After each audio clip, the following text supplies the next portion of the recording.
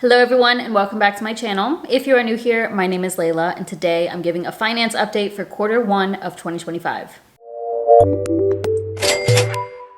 First quarterly update of the year, which is crazy. Time is just flying by. Now, I will say that this is one of my worst quarterly updates. I've been filming these every quarter for several years now, so you can go back and watch all the past quarterly updates. And usually things look pretty good. I'm making progress on all of these areas that I'm gonna go through, which will be my income, my investments, my savings, as well as the goals that I set for the quarter. But for this one, things are looking pretty rough. There's some things that did work out well, so we'll just go ahead and get started. I'm gonna start with a breakdown of my income. This is only my business income, so I also make a little bit of extra income, but not gonna go into the details here. And these are my gross earnings per month. I'm reading from my notebook, by the way, if I'm looking down, that's what I'm looking at. So January, I made $6,011. February, $5,641.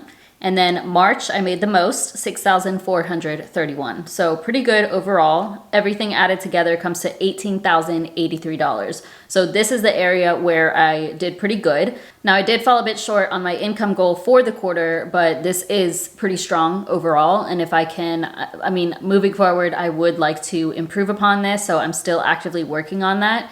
And yeah, we'll talk about my goals in just a bit. My goals that I set for Q1, and then I'll also be sharing my goals for Q2. All right, so let's move on to my investments. I'm gonna start with my Roth IRA. So at the end of Q4, before Q1 started, I was at $39,342 in my Roth IRA. Everything is invested in VTSAX there in Vanguard. And I contributed $2,000 in Q1. And the bulk of that I contributed at the end of March. And if y'all watched my videos from earlier this year, I was talking about how I was feeling a lot of FOMO about not maxing out my Roth IRA come January 1st, 2025. I've already maxed out 2024. So sometimes people think I'm talking about 2024, but I've already finished that. I did that last year and I'm talking about 2025 now. And before last year, I was able to max out 2024's on the first day of January, or like the third day, because I had to transfer some money. And for the first couple months of 2025, that was really bothering me that I wasn't able to do that. And I am definitely not somebody who tries to time the market whatsoever, but I guess that kind of worked in my favor because obviously the market was a bit more up at the beginning of the year. And now we've seen a pretty, it's not a huge decrease, but definitely a decrease. So at least when I did make this contribution, it was with stocks on sale. So I guess that's the silver lining there. But honestly, I still would have preferred to just lump sum contribute that at the beginning of the year. But yeah, I'll still continue to add to that throughout the year. But the balance of my Roth IRA ended the quarter at $39,398. So altogether, that was only an increase of $56. So yeah, market's down. At least it didn't go down completely, but that's just the Roth IRA. Let's go through the rest of them because these look way different. Okay, my brokerage account. At the end of Q4, that was at $10,737. The bulk of this is invested in VTI. I also own some VGT. I have not invested anything into my brokerage account for Q1 and ended the quarter at $10,006. So this is a decrease of $731. Next up would be my 401k. End of Q4, that was at $40,671. So far for the year, I've contributed $675, including what I matched myself because I act as the employee and the employer of my business.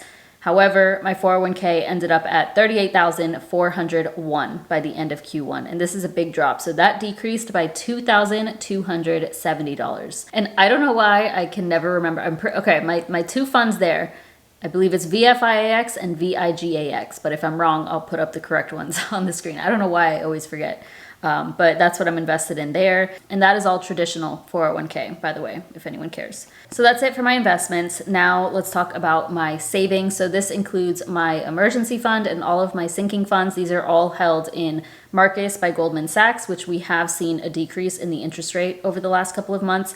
Nothing too crazy, but I think the last I saw it was 3.75.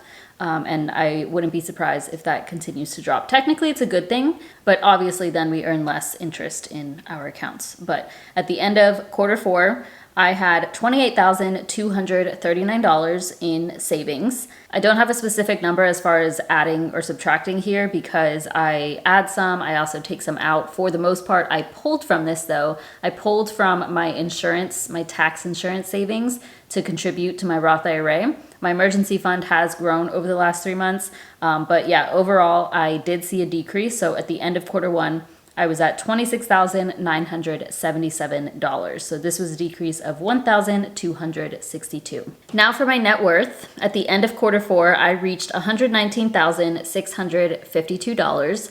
And obviously we've seen a decrease in all of my investments aside from my Roth IRA, barely.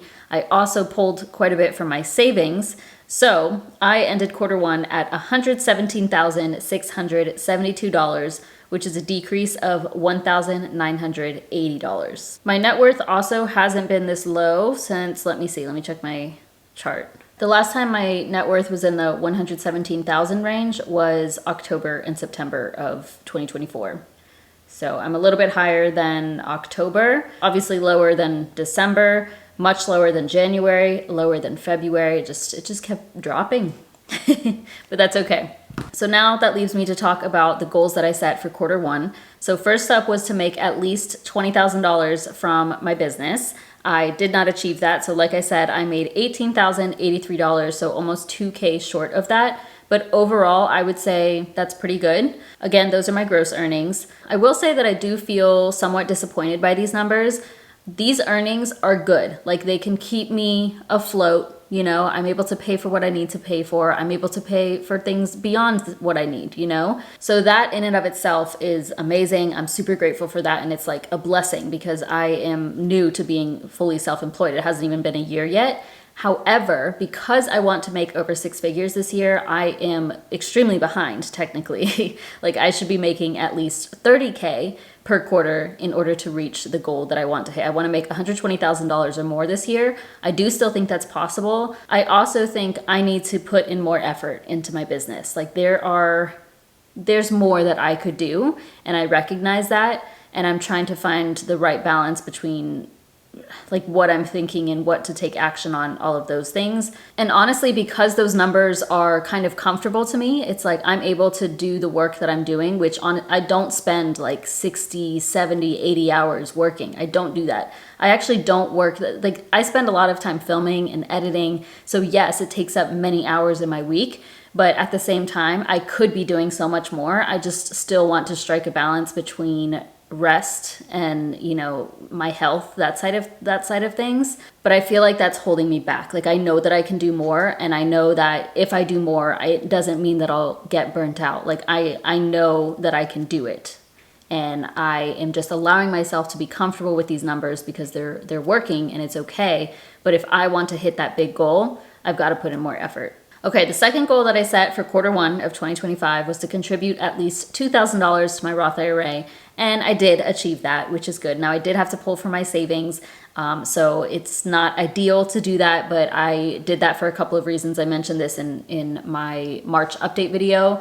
I filed my taxes. I did not have to owe as much. I didn't have to pay any of that tax credit back, which is what I was saving that money for. So I was like, okay, I'm going to pull $1,500 plus from this so I can make this goal happen. And plus it's really important to me, like my Roth IRA, I do want to prioritize. The second thing was seeing that the stocks were on sale, you know, the prices were much lower. So I'm like, okay, you might as well put a larger lump sum into there. And like I said before, I do not try to time the market. I don't recommend doing that, but it kind of contributed to making this decision. And then the third thing was I got the email from Marcus by Goldman Sachs that the interest rate was dropping again. So I was like, okay, my money's going to go so much further if I have it invested. So I decided to do that. Plus there's still a little bit saved. There's almost $1,000 saved in that insurance tax savings sinking fund. So if I need it for next year, it will at least grow over the next year. And honestly, I don't think I'll even need it next year. But if I do, I'll at least have something still. So at least I hit that goal. That is very exciting because I did not hit my third goal,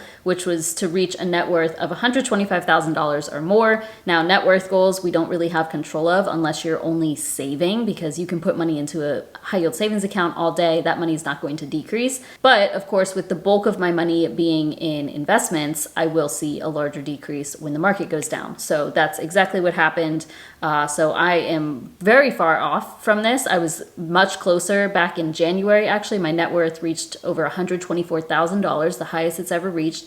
And I was like, oh, easy, I'll hit 125K probably in February, but it decreased. And then it decreased even more in March. So of course, we never really know what to expect with the stock market. And this isn't a big deal to me. When I set these goals, I don't put a lot of weight into it just because I know I don't have too much control. It would be nice to achieve, and I hope to sooner rather than later, but at the same time, it's better for the market to be down so that while I'm investing, because I'm not going to be retiring anytime soon, like for the next several decades, like 20, 30 years, I will be investing and I don't need that money, you know? So it's like, it's better for things to be down for a large chunk of that time. And I did set an annual goal to reach a net worth of $150,000 or more, but that's another one where it's like, it may not be possible, just depending on where the market goes. And then of course I set goals for every quarter. So the goals that I'm setting for quarter two are very similar. First up is an income goal, and I'm gonna challenge myself even more. So for quarter one, I know I didn't hit it, I said 20K, but I wanna reach 30K in income. That's what I'm gonna work toward. And I feel that by setting that goal, one, it doesn't feel impossible to me. Like I could make that happen. If I put in the effort and make some shifts to things that I'm doing. So it doesn't feel impossible to me, which is why I'm setting it. And plus it's a bit more of a challenge, so that will push me. So I feel comfortable setting this, and I really, really want to hit this goal. So this would be about 10K per month.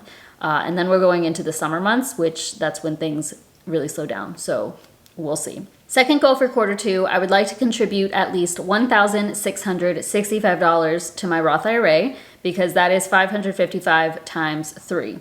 And since I did 2,000 in quarter one, for the rest of the year, every month I would need to contribute at least about 555. A couple of months I'd have to do a little bit more than that. Now, of course, if I make 30K in the quarter, I would probably max out my Roth IRA because I don't need all that money for spending.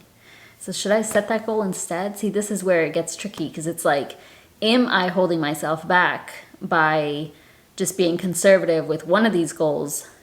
And, you know, I'll keep my goal as is. I'll just say that I'm dollar cost averaging. But if I make that 30K, then I'll probably max out my Roth IRA, because I would likely be able to. And then my third and final goal for the quarter is the same as the last quarter and the same as the quarter before that, I think, which is to reach a net worth of $125,000 or more. Again, not something I can fully control, but I am still just gonna put it out there and aim for it, and it just heavily depends on the market. That's what quarter one is looking like. I would love to hear how y'all have done so far this year, and friendly reminder to check in at least every quarter, at least every 6 months. Check in on your progress, because you'll be surprised how much progress you're actually making. Oftentimes, I say this in every one of these, I'm sorry, but oftentimes we're really only looking at things on a weekly basis or on a monthly basis, and you don't actually get to see or feel that progress.